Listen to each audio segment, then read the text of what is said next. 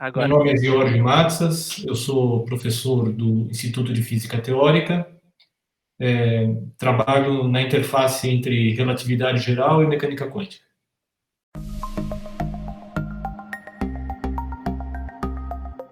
Relatividade geral é uma teoria de espaço-tempo. Então, a física moderna, ela se apoia em duas pilastras. Uma é a teoria de espaço-tempo, que define o palco de fundo onde todas as teorias elas são definidas. E a outra é a mecânica quântica, que define quais são as regras que essas teorias, essas outras teorias que são definidas no espaço-tempo, elas devem usar. A relatividade geral, então, é a melhor teoria de espaço-tempo que nós temos. Ela é uma teoria que mostra que o espaço e o tempo não são absolutos, como a teoria de Galileu apregoava. Espaço e tempo estão emaranhados. E ela claro, recupera os resultados da teoria do espaço-tempo de Galileu em certas circunstâncias, mas em outras circunstâncias ela dá resultados absolutamente não triviais, como, por exemplo, a existência de buracos negros, que é uma teoria de vácuo, é uma teoria que não tem nada, né? Então, em resumo, a relatividade geral é uma teoria de gravitação compatível com a relatividade, portanto, ela é uma teoria mais abrangente que a teoria de Newton da gravidade, e acaba sendo também uma teoria de espaço-tempo, porque o que Einstein mostra é que gravidade é um efeito colateral da curvatura do espaço-tempo.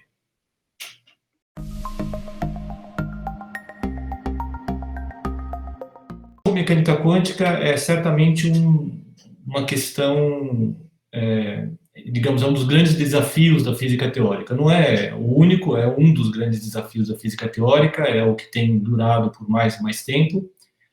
O problema com a gravitação, a quantização da gravitação, e nós temos bons argumentos para dizer que a gravitação precisa ser harmonizada com a mecânica quântica, de alguma maneira. Hoje em dia não se pode dizer que a mecânica quântica e a relatividade geral estão harmonizadas.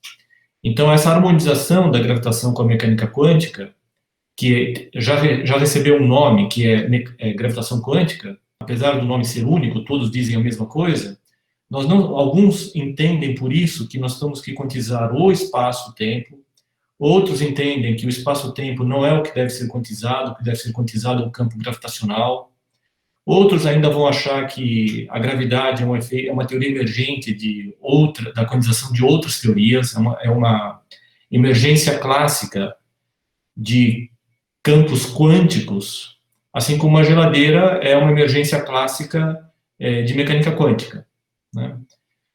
Então, certamente é um grande desafio. Eu acho que nós estamos ainda muito longe de entendermos o que é gravitação quântica, ainda não temos nenhum insight. Eu acho que nós estamos,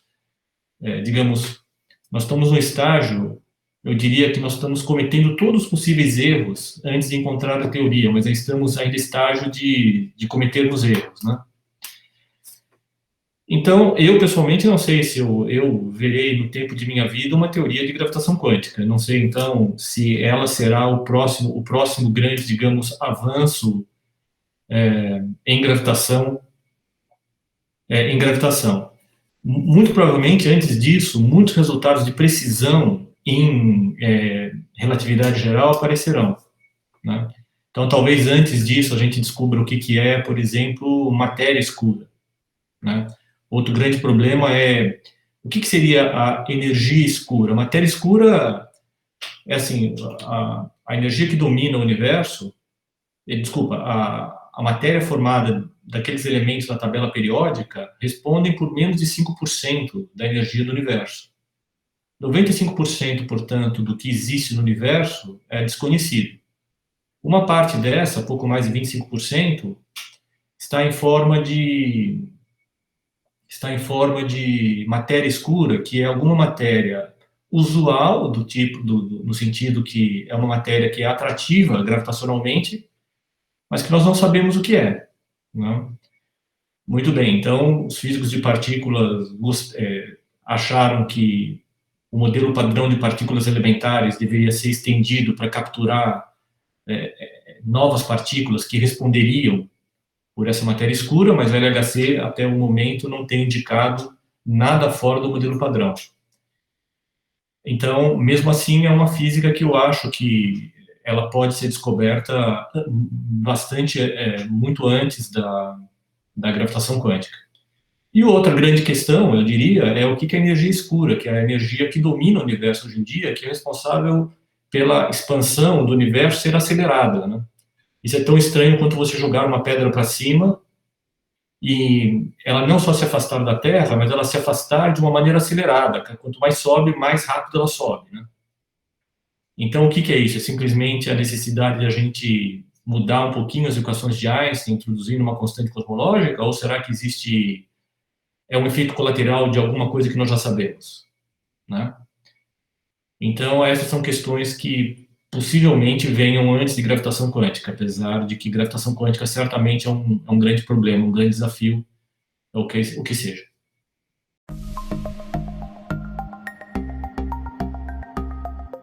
Todos estamos viajando no tempo, todos estamos viajando para o futuro, certo? Não é por acaso que as pessoas morrem, elas morrem porque elas estão viajando para o futuro, né? A pergunta eu acho que a pergunta que talvez você queira fazer seria possível você fazer uma viagem, um salto para o futuro grande, né?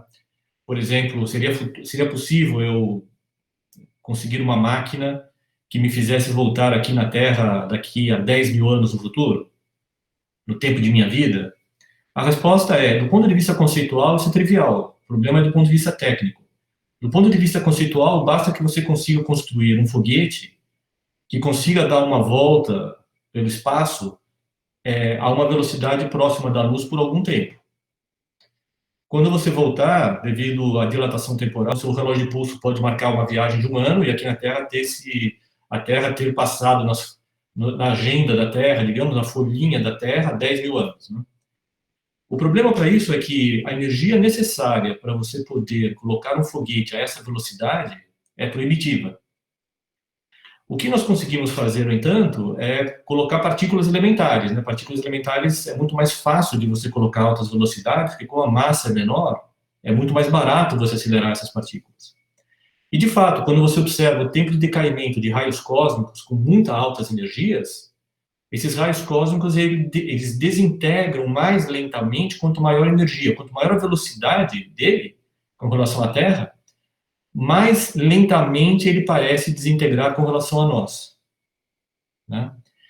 Então, como o problema não é bem, a pergunta não é bem como físico, é como engenheiro. Como engenheiro, eu não acredito que vá ser possível no tempo de nossas vidas se construir nenhum aparato que consiga fazer com que nós consigamos dar saltos importantes para o futuro, né? A menos desse que nós já damos, né? Agora, com relação a viagens para o passado, aí há bons argumentos para dizer que elas são impossíveis. Porque provavelmente se você construísse uma máquina do tempo que conseguisse fazer você voltar ao passado, instabilidades quânticas destruiriam a máquina antes que ela pudesse ser usada. Então aí já não é mais um problema tecnológico, é um problema conceitual, certo? Mas ainda estudos estão sendo feitos a respeito disso, mas eu realmente acho que tudo indica que a mecânica quântica proibirá a possibilidade de você construir máquinas do tempo que o façam voltar ao passado, que o façam, por exemplo, entrar por essa porta e cumprimentar a si próprio, digamos, com seu eu mais velho entrando por essa porta.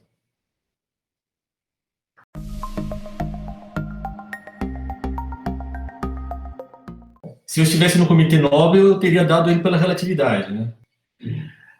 Agora, naquela época, eu acho, ainda muito mais do que hoje em dia, eu acho que o prêmio Nobel era dado, sobretudo, por avanços mais, digamos, práticos, tecnológicos ou coisas que o valem, né? Só para você ter uma ideia, Hubble, ele nunca ganhou o prêmio Nobel, o prêmio Nobel de física, mesmo tendo descoberto, em princípio, tendo sacramentado o fato do universo estar em expansão, que é digamos, uma grande, uma revolução realmente na compreensão do universo em que vivemos, porque naquela época o Comitê Nobel ele não dava o prêmio para nenhum astrônomo. Até que convenceram o Comitê Nobel a abrir exceções, né, e começarem a dar para astrônomos o prêmio Nobel. Mas antes disso ele morreu. E aí Hubble acabou nunca ganhando o prêmio Nobel. Muito bem. Então, eu não sei qual era o viés da época, né? Se o viés da época era que, olha, vamos dar por uma coisa hipersegura, que era o efeito fotoelétrico, e vamos deixar que a especulação de ser relatividade especial, relatividade geral, etc., que ainda não estavam tão firmes assim experimentalmente, talvez eles quisessem ser mais conservadores, não tenham querido arriscar. Mas eu realmente não tenho uma informação, eu estou realmente especulando selvagemente, eu não tenho nenhuma informação inside ou nunca li nada a respeito sobre isso. E aí, gostou desse vídeo? Se inscreva no nosso canal e siga nossas redes sociais para ficar por dentro das novidades.